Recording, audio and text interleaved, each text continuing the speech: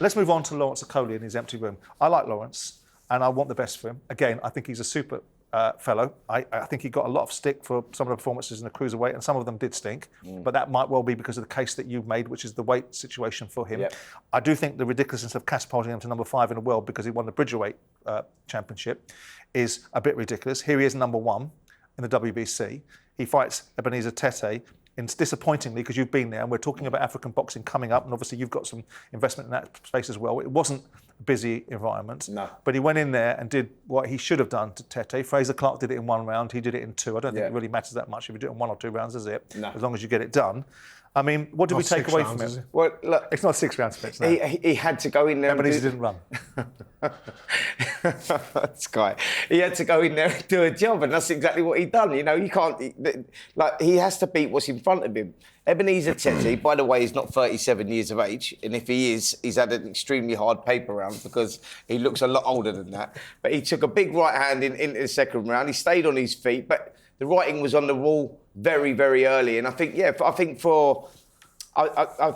listen, I think that he done a good job here, Lawrence. I think that he kept his distance well. Timing was good. He was landing the shots, and he can only beat what was in front of him. So it was a good tick-over fight before he moves into bigger and better things in 2026. I mean, you've been to Nigeria, and you've come back raving about it and saying that the opportunity is a hotbed of boxing. Yeah. Its time is coming. We've talked about African boxing for some time. Everyone thinks about African boxing, they think of Azuma Nelson. It's time for things to be amplified again. But this feels like it was a step back in terms of opportunity. It looks like an empty room.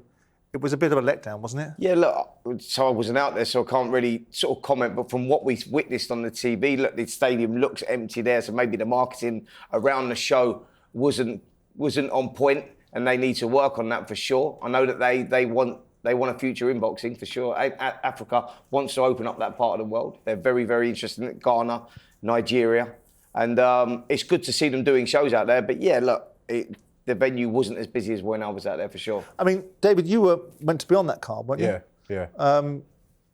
So yeah, we was meant to be on the show, and then I just think in terms of going back to what Spence was saying about the marketing and the preparation, the organisation on their end wasn't the greatest. So we were told different things, and for us it was. Is that why you weren't on it? So and then on top of that, I had to come back and do my medical. So it was a bit more like, look, we might as well just. I've been in the gym, I'm training. I usually have to get into good stead to fight in the first quarter of 2026, and I'll just sit it out. So, are you disappointed? I mean, a lot of people, especially the black fighters, are looking at Africa, thinking about their heritage and their past, and wanting it to be successful, and wanting it to come again, and wanting to fight there. We've heard Anthony Joshua talking about wanting to fight there. Are you disappointed when you look at that event and think, 100%. Man, opportunity missed? 100%, and I suppose look, the market weren't the greatest. If you look at how the Saudis came into the boxing game, and you look at how obviously Africa's coming into the boxing game, it's 2 complete different things. So I think, look, as a continent, we've got to look at how the others are doing it and take a leaf out of their book and kind of just look. It's been there before, so it's not hard. You know, there's a blueprint. Just is there? But is there an African Turkey al Sheikh though? I mean, let's be honest about it. The reasons why the Middle Eastern guys have come to the fore is because boxing allowed it, because it's easy to, if you've got money, you can drive yourself into it. In football, you can have money and you just don't get the same opportunities. Is there an African Turkey? I mean, I saw, who was the gentleman that came in on the other day that you knew? Ezekiel Adamu. Yeah. So he put the show on out there. And look, you know, I think that there's a lot to learn, for sure, but they've got the talent out there in Africa. These kids that you see in the gyms, the young kids that we saw out there, you just look at them and you go, these could be the future of boxing if they can get that back in. And Ezekiel, you know, he's very keen to do that. He's very keen to push it, but they've got a lot to learn. And I think that, you know, it's a slow process for them. But I think that there's definitely an opportunity in a space. Maybe it's one step back. That's what I think. He's hungry. Ezekiel's hungry. He's full of enthusiasm, isn't he? Yeah, he definitely wants to do good for Africa. He definitely wants to bring boxing back home. And like Spence was just saying, look, I think if he's got the right people with him and the right team, obviously just pushing them through, then it'll be good. But going back to Lawrence, Paul, I mean, how do you think he's growing into being a heavyweight? Now, obviously, we've seen him in a couple of fights. He comes with, I like Lawrence, and I think that Lawrence is a much more talented fighter than he's given credit for. He's had a couple of fights in the heavyweight division. I thought we did well against Kevin Lerena. I thought people criticised it because he didn't get him out of there. Lerena is a difficult opponent. He caused Daniel Dubois a lot of damage. And during that fight, obviously, I think Lawrence popped his shoulder, didn't he? He's done his torso, I think, did he? Second round. Tendon, yeah. And so he did better than people perhaps give him credit for. I mean, how do you mark his progress. He's had, to me, this was a gimme, this fight, with all due respect to the fighter that went in there. And again, I know I didn't lace any gloves up, so I shouldn't say it, but notwithstanding it, I just did. I mean, when you look at Lawrence progression, what are you looking at, do you think? I feel for him a little bit. I like him, I don't dislike him. So it's difficult to say without sounding like I'm having a go at him. I think he looks very fresh at heavyweight. And does he? He could be a cruiserweight. If there's a weight in which that bridge weight's ideal for him, isn't it? Because I don't think he's a fully fledged heavyweight, even though he's tall.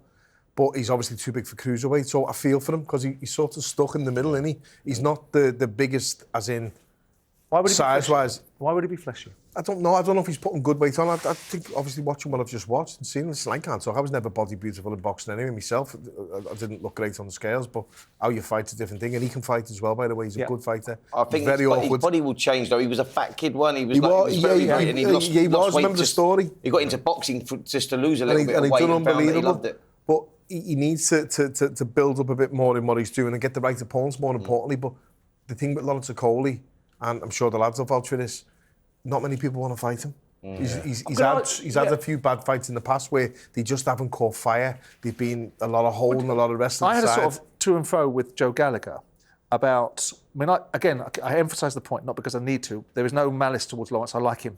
I'd like to have seen him fight Richard Riakporhe because I thought that had some needle in that fight at cruiserweight, but it didn't happen. It might happen at heavyweights. But Joe was making these assertions that he felt that that Lawrence gave Usyk as much problems as you could possibly want. And that Atoma was someone they wanted, and that was going to be a job they don't. And I can't really take that particularly seriously based upon what I've seen. Do you take any currency from that? I know Joe will use hyperbole to emphasise his points, but I don't see Lawrence Okolie giving Alexander Usyk all the trouble that he can handle. No, I know Joe better than anyone around this table, and I know you do. Joe's a salesman, and Joe will do whatever he can for his fighters. If Lawrence Okolie were his fighter, he would be saying completely different. The complete opposite. So it's one of them things. He's trying to get the best for his man and for himself. Ultimately, that's how boxing is. He might give Usyk a few problems. As I said, he's a very awkward fighter. No one's going to want to pick the phone and go, I really want to fight Lawrence Okolie. And I'm not putting him down saying that. That's how he fights. That's what makes him effective. He's a very good fighter. He's very capable. He's strong. He can punch. He's been world champion. He's more than capable, but he's in the who needs him club for boxers. You're not going to ever look good against Lawrence Okolie, whether you win or lose. I think the WBC is last in line to be mandated, actually, with the heavyweights. And I think you can see Lawrence Okolie in with someone like Ajit Cabello, who's the interim champion. That's where that's what I was going to ask you. Do you see that in 2026? Yeah, absolutely. I do. I see Lawrence wanting the big fights, to be fair. He's always... I do too. He's not the type of fighter to shy away from these big names. If you look at his fight, obviously, on the weekend, he was talking about he wanted the big names as well. So is he a world champion? Time will tell. I think that he's very hard to beat. Well, we know that. But what do you think? It's very hard to beat Lawrence, and it depends what opportunity comes up. It depends what happens with these. Does he beat titles. Ajit Cabello? It's a tough fight. That is a tough fight. Cabello is the dark horse of the division. The fight he should be chasing. He's the dark. Does he beat him? Tough fight. Does he beat him? Possibly not. Who wants to answer that? No, because he's not a world champion. He can beat him because he's I very like awkward Cabello. and he punches, I like but I Cabello. don't think he will, but he can. He absolutely can. Do you think he becomes a world champion, David? Lawrence? Going back to what Spencer, time will tell. But that's not an answer, is it? No, but wait, no. Yeah, but it's where the landscape lies. This is what I'm saying. Boxing, look at where boxing was 12 months ago, and look where it is now. What you're saying is... Sit on your Usyk's a champion. Does he beat Usyk? It doesn't happen like that because the titles fragment, and then you get an opportunity against whoever.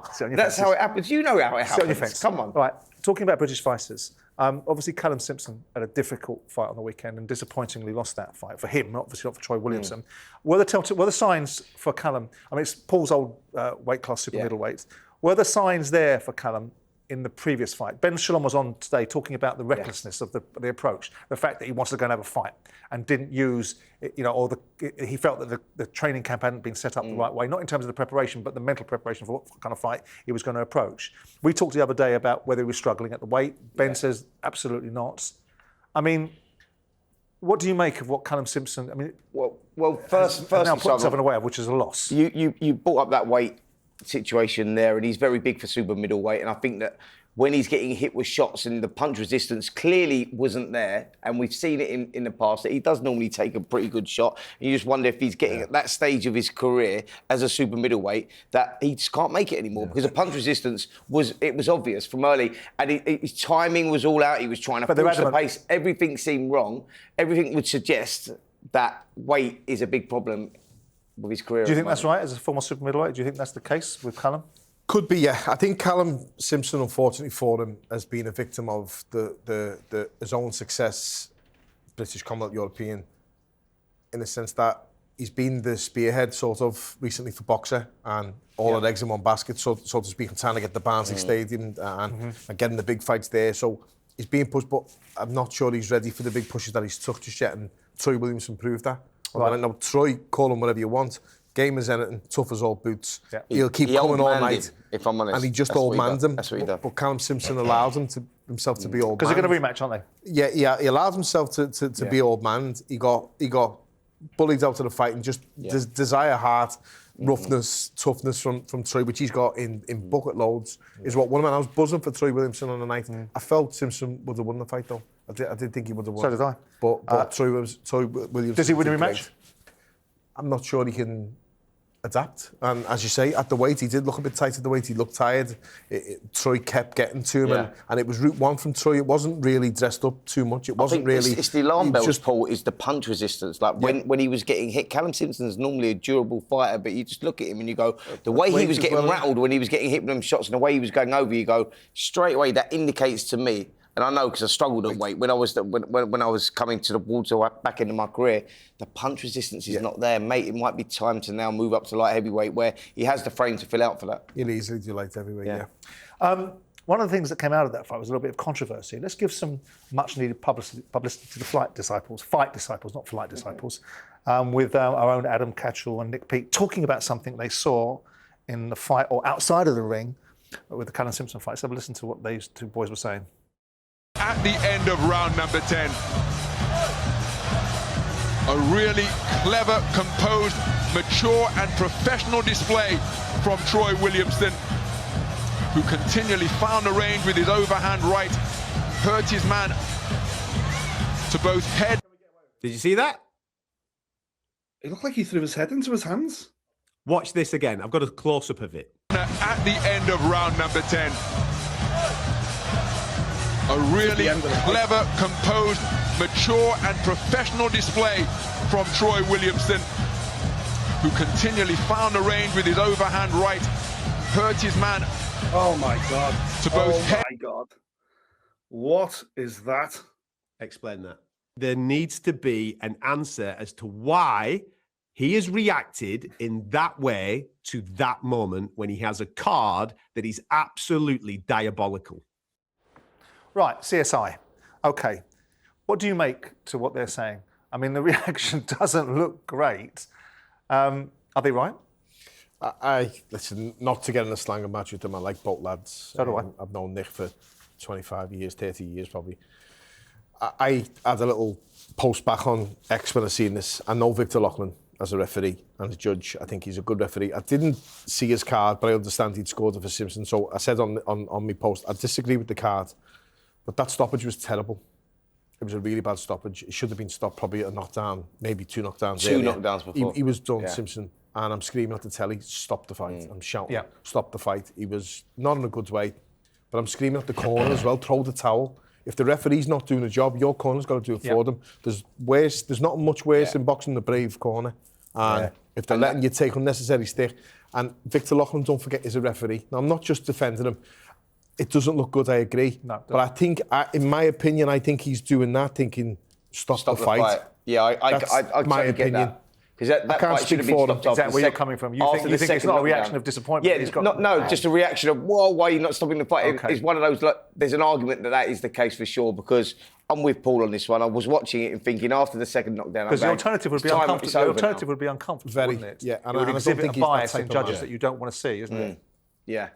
Yeah, no, I'm sort of with Paul on that one. I think that there was a little bit of Victor Loughlin as a referee as well. It does need. He will need to be asked what that. I'm all for judges and referees being transparent. I am all for that.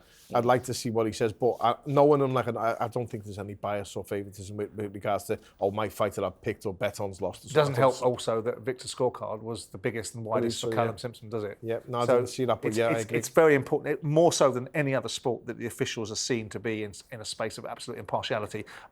In football it causes uproar, but in boxing, it has to be worse in boxing. I seen one in football years ago where a referee celebrating a goal, wasn't he? I can't remember what it was, but I thought it was a Liverpool game or a Man United game or something. The referee's actually celebrating a goal. I remember Neil Warnock saying that in one of our games, that he didn't mind them scoring a goal, but the fact the referee celebrated it was a big problem. Where they're meant to control the emotions. Yeah, I mean, we all know there's human bias, but in boxing, it's got to be at least the optics of it are not shown. I'm sort of with Paul, though. I think that Victor was more a case of, because that's where I was at. I was going, stop the fight.